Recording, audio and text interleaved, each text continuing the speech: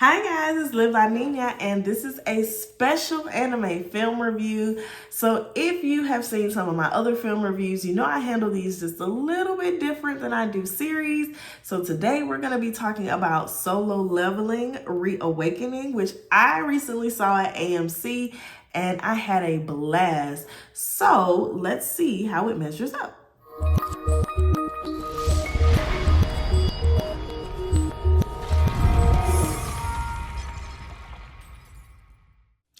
In a world where humans have superpower abilities to defeat magical beasts, Jinwoo is the worst hunter he could possibly be. There's a ranking system for these hunters who hunt the magical beasts, and pretty much where you're born, whatever level, whatever rank you are, that's pretty much where you stay. No matter how much training you do, how many hunts you do, how many beasts you defeat. And Jinwoo is the lowest class. He's the lowest rank. So this anime film is special because it was a compilation of the first season and the first 2 episodes of the second season, which come out next year. So it's not a traditional movie in the sense. So this is something that you can watch if you're not familiar with the show, because this is a blind review for me because I also have not seen the show. I had actually not even heard of the show. So my first kind of interesting point of discussion is it technically an anime? Because the source material is South Korean, but you know, I'm open to hear your thoughts on that. So drop it in the comments. What do you think? Is it anime or not? But we'll say yes for the point of this video. But I decided to check it out since it was showing at AMC. And we know I love AMC. And my first thoughts, just like going in blind and not knowing what to expect. I didn't even know anything about the synopsis when I went to watch the movie.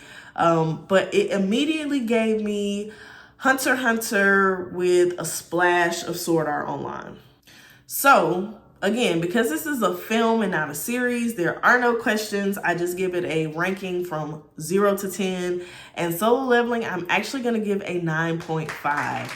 I thoroughly enjoyed this film. And it was amazing to me that it was episodes put together, because it could have just been a movie the way it was, which is crazy because that means that the show is very, very well organized.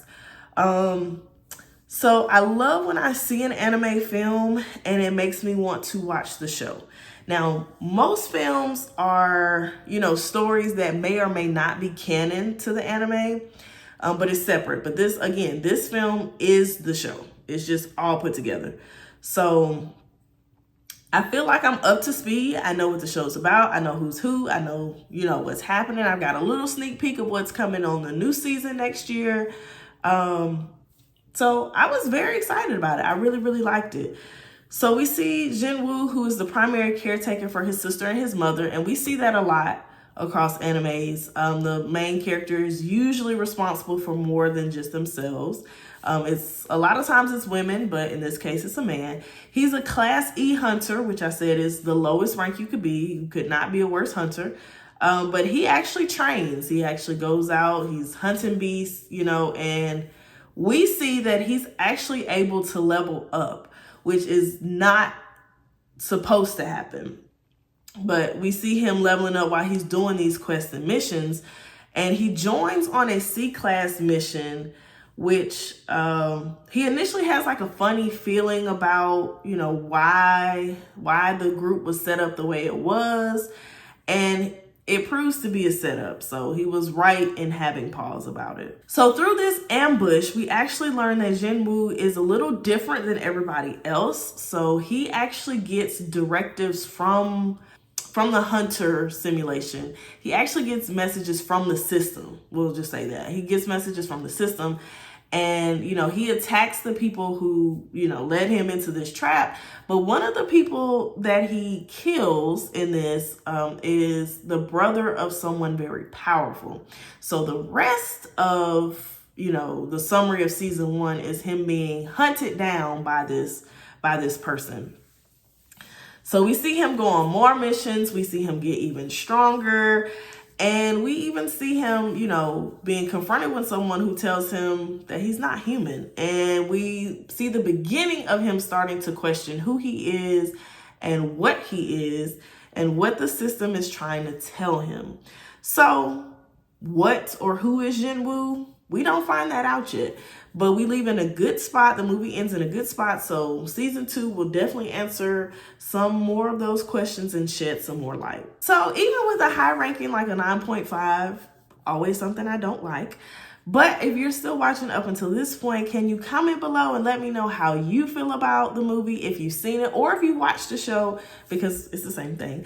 Let me know what you think about the show and if you liked it as much as I liked it. So things that I don't like, it seems like there's definitely reference to something that happens where Jinwoo almost dies.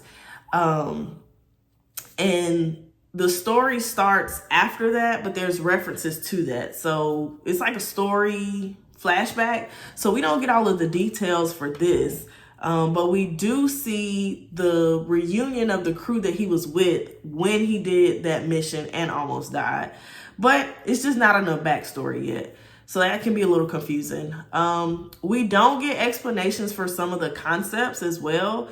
Like, when they say a reawakening, we don't know all of the details about what that is or what that means or how it's accomplished, even though it's a large part of why Jinwoo is the way that he is. It's because he's had a reawakening, but we don't get the answers to what that is, at least not yet. Another thing is I would have liked to see some more subplots. It was very, very focused on the story of being a hunter and then, you know, ironically, him being hunted by, you know, a victim's brother. But I would have liked to see more of how he interacts with people outside of that. So more subplots would have been nice. Some of the messages on like the little portal screen, they show really fast. You could barely read them. Like it was something I needed to watch at home so I could pause and read it. So, you know, just seeing it in the movies and not having that ability is just kind of like, okay, that just said something, but I don't know exactly what it said, but the movie has moved on. As for things I did like, I love the animation style. That's honestly, I don't really speak much about animation style unless it's really, really bad or really, really good. But this time it was really good. I really liked the way they gave depth and shape to faces and, you know, fight scenes and stuff of that nature. So it was very well done. Jinwoo is a handsome character. So he's definitely a husbando, you know, so that always helps. The quests were very entertaining and I did like the combat. I especially liked when he came into his power, you know, towards the end and being able to, you know, really like level up. I love to see that. The story itself is entertaining. It's very interesting and I want to see his path forward. So I want to see how he evolves and, you know, him learning who and what he is. So that's going to be great. And I love the format of the movie being a recap. So like I said, a lot of times anime movies are, you know, there's stories that are not included in the main story, but they may or may not be canon to the actual series. But this was just a recap. They put those episodes together and made it a movie, which I like because, like I said, now I can just jump right in when it comes out with season 2 and I know what's going on. But all in all, this was a very, very entertaining movie. Anytime I see an anime film in theaters, I'm more than likely going to go see it. It doesn't matter if it's an anime that I watch or not, because why not? And a 9.5 is very strong. And again, it was good enough to make me want to watch the show. So if you have seen it, the movie or the show, please comment and let me know what you think about it and what you think is in store for season 2. I can't wait to hear it. And if you're not already, please subscribe to my channel and I will see you guys with a review real soon. Thanks, guys.